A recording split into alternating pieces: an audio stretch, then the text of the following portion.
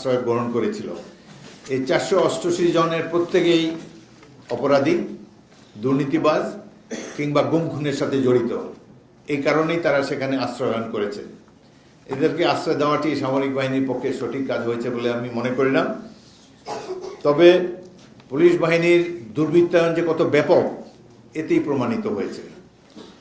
বাংলাদেশের বিভিন্ন অঞ্চলে বহু মানুষ গুম হয়েছে, নিহত হয়েছে।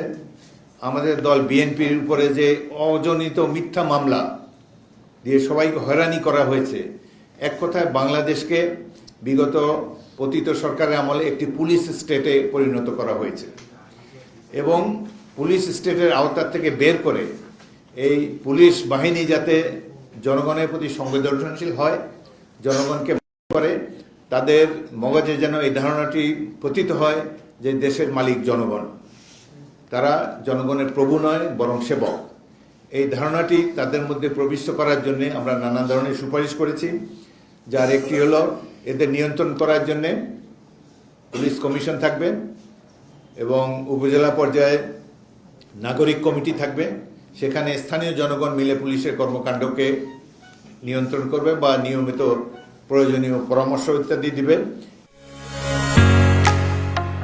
ঢালাইয়ের সেরা প্রিমিয়ার সিমেন্ট যখন একেবারে গ্যাংগ্রিন হয়ে নষ্ট হয়ে যায় তখন কেটে ফেলা ছাড়া আর কোনো উপায় সেটা থাকে না। এবং সেই জন্যই আমরা মনে করেছি র্যাব বাহিনীর আন্তর্জাতিকভাবে এমনভাবে নিন্দনীয় হয়েছে। আর দেশের মধ্যে তো র্যাব মানে একটা দানব সৃষ্টি করেছে তারা। যত ধরনের খুন যখন এবং যত এক্সট্রা জুডিশিয়াল কিলিং সব কিছু অধিকাংশই এই র্যাবের মাধ্যমে হয়েছে। সেজন্য আমরা এটিকে বিলুপ্ত করার জন্য সুপারিশ করেছি। তবুও যে সকল যদি স্পেশাল কোনো কর্মকাণ্ডে র্যাব যে ধরনের কর্মকাণ্ড করতো, যদি সামাজিক কোনো কাজে তাদেরকে ব্যবহার করা হয় করতে পারবো তাদেরকে স্পেশাল ট্রেনিং দিয়ে। সুতরাং এই মুহূর্তে র্যাবকে যদি আমরা বিলুপ্ত করি তাহলে জনগণের কাছে এটা একটা ভালো সিগন্যাল যাবে বলে আমরা মনে করেছি। আরেকটা প্রশ্ন, সেটা হচ্ছে যে আপনার গতকাল আমি দেখলাম যে খুব প্রভাবশালী একজন পুলিশ কর্মকর্তা, তিনি ফেসবুকে স্ট্যাটাস দিয়েছেন, মনিরুল ইসলাম এসপি প্রধান ছিলেন, তিনি দেখেছেন যে তিনি চাকরি ছেড়েছেন।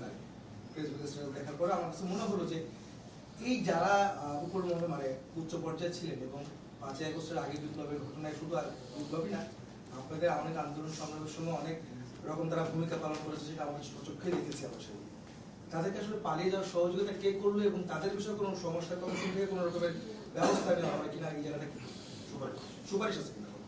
স্বাধীনতার এই কর্মকর্তার আগস্ট বিপ্লবের অব্যবহিত পরে 3-4 দিন কোনো পুলিশ ফোর্স ছিল না, কোনো সরকার ছিল না।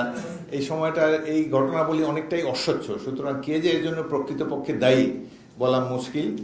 তবে আমার মনে হয় যেহেতু তারা ক্যান্টনমেন্টে আশ্রয় গ্রহণ করেছিলেন, তাদের এই পলায়নের ক্ষেত্রে ক্যান্টনমেন্টে সিনিয়র পুলিশ কর্মকর্তা, সেনাবাহিনী কর্মকর্তাদের বা সামরিক বাহিনী কর্মকর্তাদের কোনো ভূমিকা থাকতে পারে, কিন্তু এটা নিশ্চিতভাবে আমরা বলতে পারি না। ওই সময়ের পরিস্থিতি ছিল গোলমেলে, যার ফলে স্বচ্ছতা এখনো বা ধীরে ধীরে এটি অবশ্যই প্রকাশিত হবে।